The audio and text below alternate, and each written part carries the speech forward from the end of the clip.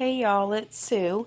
Today I wanted to show you a little bit of my meal prepping and planning stuff that I do kind of on the weekends.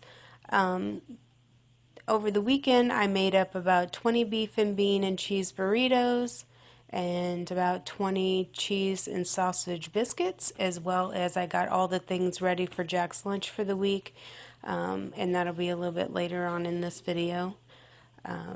But as you can see here, I am grounding about 3 pounds of lean ground beef, and I'm just spraying my cookie sheets down and getting my biscuits put on there. I I usually make up about 20 of each, and that usually tends to last us about 2 weeks or so, sometimes a little more, sometimes a little less.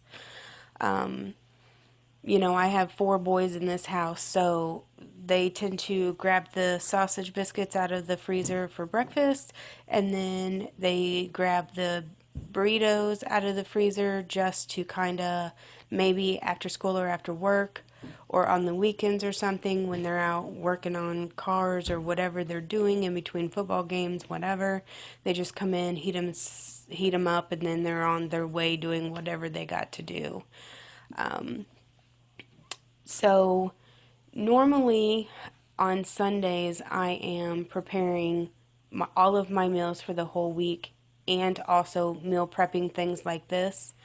You can see me here. I'm getting all these sausages on the griddle, and you're gonna see me becoming like a little OCD about the placement of them, and I'm gonna be like moving them around and carrying on because I'm a little crazy like that. But anyway, I on a normal Sunday, I tend to get all of my meals prepped for the whole week. Plus, I usually am making 2 or 3 things that can go in the freezer that can be like an in-between snack or like the little breakfast sandwiches or whatever. Because it's just so crazy in my house with all of my kids' schedule, my work schedule, everything that we do in a week's time frame, this is just easier for me, and plus I get to spend more time with my family throughout the week if I just do take a little extra time and get everything ready and set up on Sunday. So here I am just adding the taco seasoning into this ground beef here, and I usually put 3 packs of taco seasoning in there. I do believe I went in and added a fourth one because I wanted it a little bit more spicier than what it was. And I pulled all of them little sausage biscuits or all them little sausage patties off of the griddle. And here I am just putting refried beans. I'm just making these burritos up. Cheese. I'm going to put some beef in there. And then I'm going to roll them all up. And I tend to roll them all. I get them all ready, roll them up and put them to the side. And then what I end up doing is putting them in aluminum foil. And the reason why I only do aluminum foil is because they literally don't last long enough in my freezer to need to put plastic wrap. But if it was something, and I would suggest if it's something that you know you're not going to eat and that maybe you're going to go through it in a month's time instead of 2 weeks' time, I would definitely wrap it in plastic wrap and then wrap it in the aluminum foil and then put it in the Ziploc bag. Just because I know my family and they're going to eat these, in a decent amount of time, I skip the plastic wrap and I just put it in aluminum foil and then into the Ziploc bag.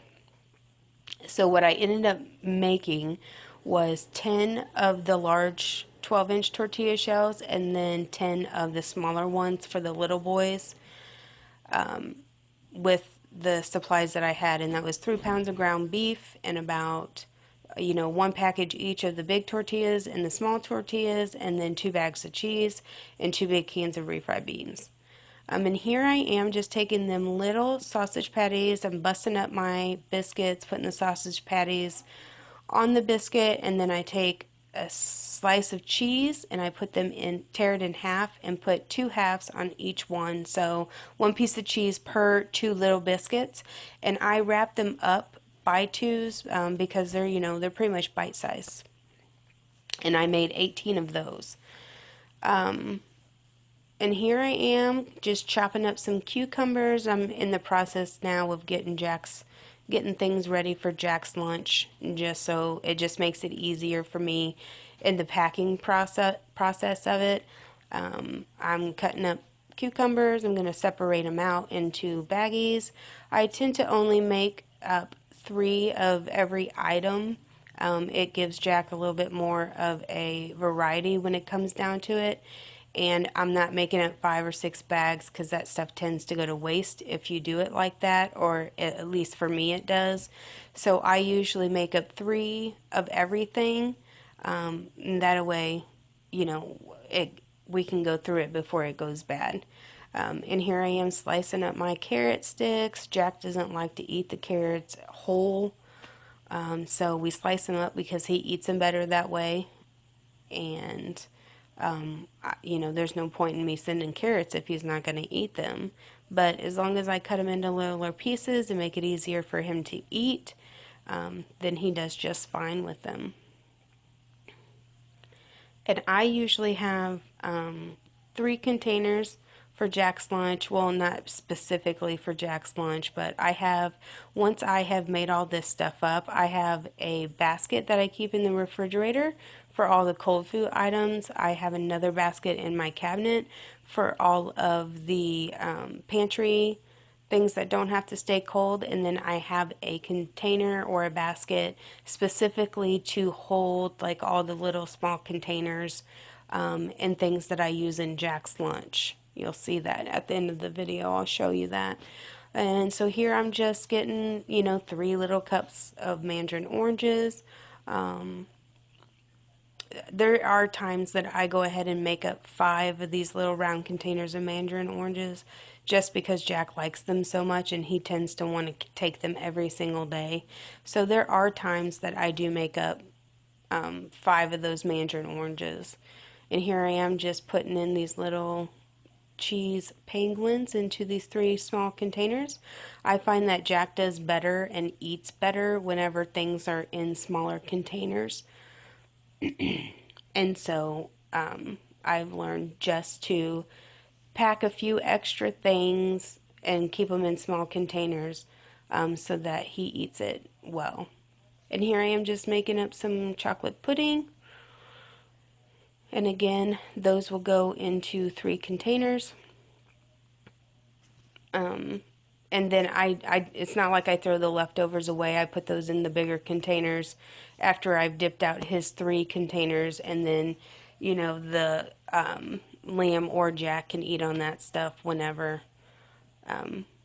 they want to throughout the week as well. And I'm also here making a container of Jell-O that Jack just insisted upon having this week, so we are just making that up for him as well. And then these things here will go into their containers as well in sets of 3. And I will let him pick between 1 or 2 of these options every day.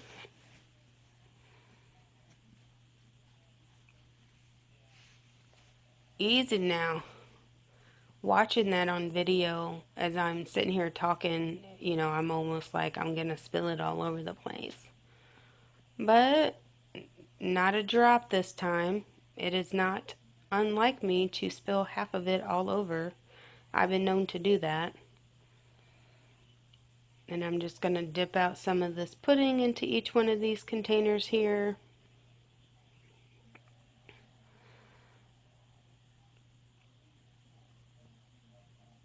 I find that it's way easier to get everything ready for Jack's lunch, and then I don't have to spend so much time the night before or in the morning doing it.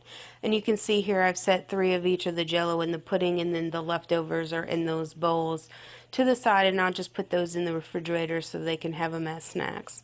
And here you see me putting them into these bins for storage, so I know, hey, I don't have to go looking for it. I just pull out the bin, pick 1 or 2 items. And you can see here I have a bin where I keep all the storage containers, my cookie cutters and everything like that, a refrigerated one, and then a dry food one. And that's basically it, guys. If you like this video, give me a like and a subscribe if you want to. If you have any questions or comments, leave them below or send me an email. I'll see ya.